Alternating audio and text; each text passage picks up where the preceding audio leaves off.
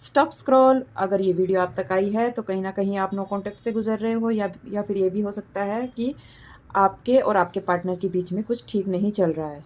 जय श्री राधे राधे, सोलविस पटेरों में आपका बहुत-बहुत स्वागत है। चलिए देखते हैं आज के आपके कार्ड्स क्या कहते हैं। आज का आपका पहला कार्ड निकल के आया है द एम्प्रेस। सेकंड कार्ड आपका निकल के आया है टू ऑफ वॉन्ड्स। कार्ड निकल के आया है एस ऑफ स्कॉट्स।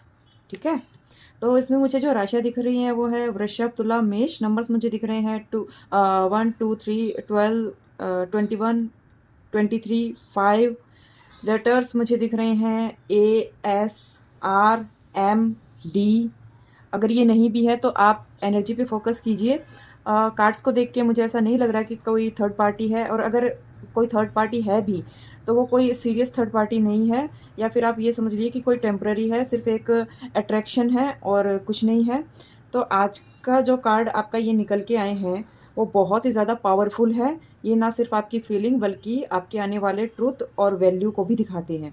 जो आपका पहला कार्ड निकल के आया है द एम्प्रेस, इसका सिंपल सा मतलब है कि आप इम्पोर्टेंट हो, आप स्पेशल हो, आपको कोई रिप्लेस नहीं कर सकता। नो कॉन्टैक्ट में हम अक्सर यही सोचते हैं कि क्या मैं ऐसी हूँ जो इतनी ईज़िली कोई मुझे भूल जाए?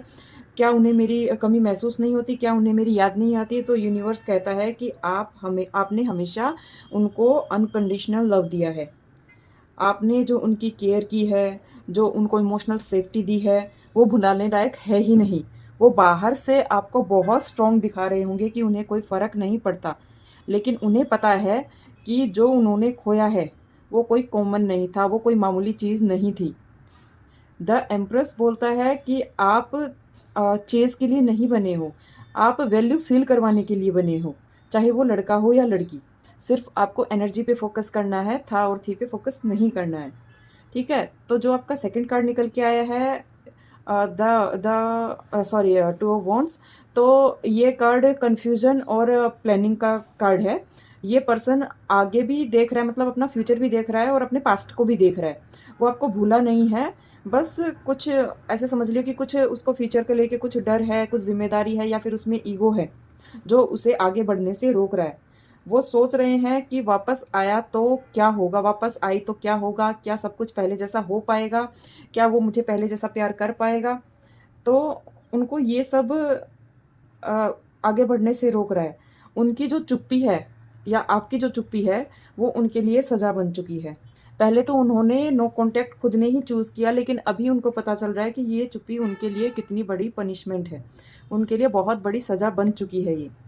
आपका जो थर्ड कार्ड निकल के आया है, एस ऑफ स्कॉट्स, ये सबसे ज़्यादा स्ट्रॉन्ग कार्ड है। ये ट्रुथ और क्लैरिटी और कम्युनिकेशन का कार्ड है। यूनिवर्स आपसे बोल रहा है कि जो सच है वो छुपा नहीं रह सकता है।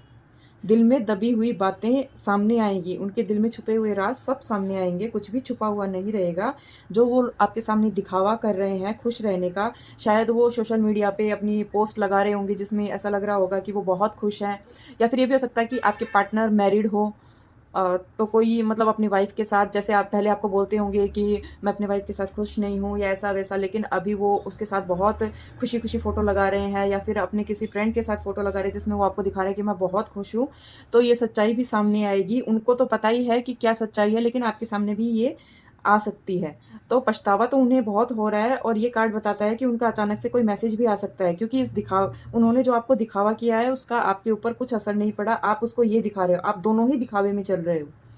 आप उसको ये दिखा रहे हो कि आपको भी कोई फ़र्क नहीं पड़ता, और वो भी यही दिखा रहा है, जबकि सच तो ये है कि आप दोनों अंदर से टूट रहे हो एक-दूसरे के बिना। और इसमें फ़र्क सिर्फ़ इतना है कि जो नो कॉन्टैक्ट है वो उनको तोड़ रहा है, लेकिन आप टूट के हील हो रहे हो। आपका हीलिंग फ़ेज़ चल रहा है अभी। आप टूट चुके हो, बिखर चुके हो, लेकिन अब आप खुद को सँभाल रहे हो, और वो आपके बिना टूटे जा रहे हैं। तो नो कॉन्टैक्ट का हमेशा मतलब यही नहीं होता है कि रिश्ता ख़त्म हो गया है, सच सामने आएगा। यूनिवर्स बोल रहा है कि अपनी एनर्जी को वेस्ट मत करो। आप इसके पीछे मत भागो कि वो कब आएगा, आएगा कि नहीं आएगा। उसको आप यूनिवर्स पे छोड़ दीजिए, यूनिवर्स अपना काम करेगा। आपका काम था प्यार देना, वो आपने उसको भर-भर के दिया है। लेकिन अब आप वहीं पे रुक जाइए और सब कुछ यूनिवर्स पे छोड़ दीजिए, यूनिवर्स देख लेगा कि उसको आगे क्या करना है। आपको खुद को ब्लेम करना बंद करना पड़ेगा कि क्या मेरी गलती थी? क्या मेरी वज़ह से वो छोड़ के चला गया? ऐसा मैंने क्या कर दिया? आपकी कोई गलती नहीं थी, वो वक़्त ही ऐसा था, ठीक है? तो उसको चेज़ मत करो, उसको चेज़ करने में अपनी एनर्जी आपको बिल्कुल भी वेस्ट नहीं करनी है। अपने आप पे बिल्कुल भी आपको डाउट नहीं करना है और अपनी वैल्यू आपको समझनी पड़ेगी और जब ये रियूनियन हो जाए, ठीक है? जब आपका पार्टनर वापस आ जाए, तो आपको इक्वल गिव एंड टेक रखना है, जो आपने उसको पहले भर-भर के प्यार दिया था, वो आपको नहीं देना है। और इन कार्ड्स को देखते हुए मुझे ऐसा लग रहा है कि 4 से 6 हफ्ते के बीच आपका रियूनियन हो जाएगा।